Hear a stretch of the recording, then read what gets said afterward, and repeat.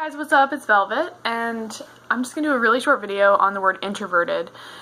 And if you're new to this channel, I do random videos mostly on Christian topics, but yeah, there's something for everybody. So, alright, introverted. Okay, so I use the word introverted occasionally, but lately it's dawned on me that it's a word that people should be careful with when they use it in the context, because okay, people might get mad at me for this, but I think using the word introverted is a shield. I think that people say I'm introverted as an excuse to not go out and do things with people in order to isolate themselves, and I get it. People suck. People are super annoying, and you know, I don't agree with most things that Neitzche said, but he said that hell is other people. And yeah, I mean, that's pretty much true.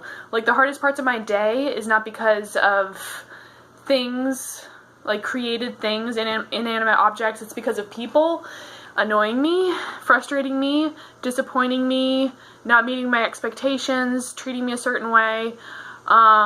So yeah, being introverted is a really enticing adjective to incorporate into my personality and my life.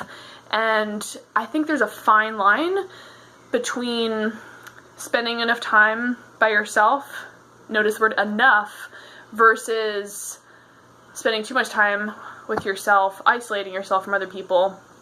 And we are communal creatures. We were created to be in community with other people, and we are designed to be in relationship with other people, and we need a certain amount of this to be healthy and normal.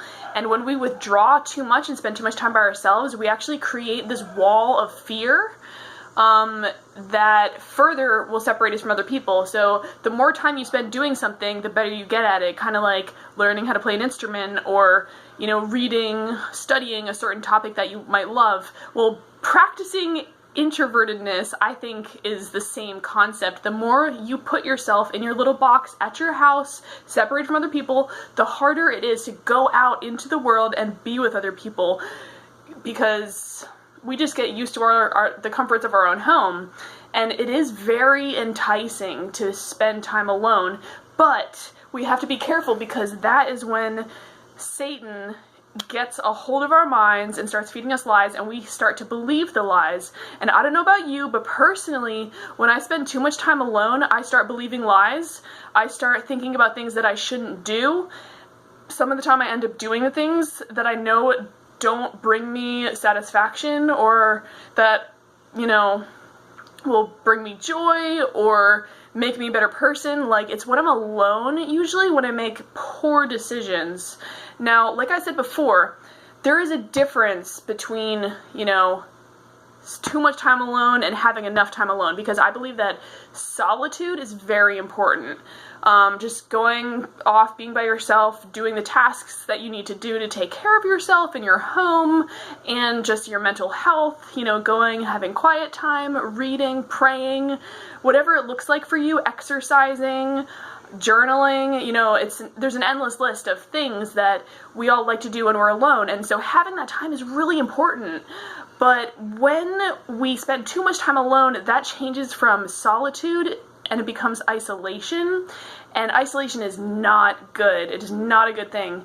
So I fear for our culture and society with the word introvert being so popular and so encouraged, you know, just like, oh, we want to consider the introverts and the extroverts. And like, I get it, like, I have introverted tendencies, but I would say I'm a balance.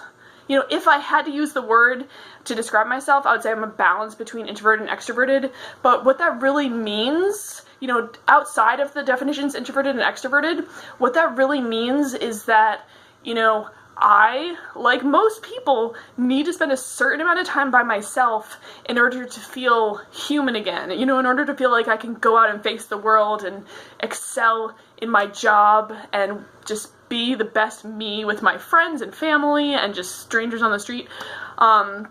So Yeah, I think it becomes dangerous when we start encouraging everybody to, treat people differently if they say, "Oh, I'm an introvert, I'm an extrovert." What does that really mean? Like, does it really come down to the definition that introverts recharge when they're alone versus extroverts recharge when they are with people? Because, even extroverts need a certain amount of alone time in order to do what they need to do for themselves in their homes.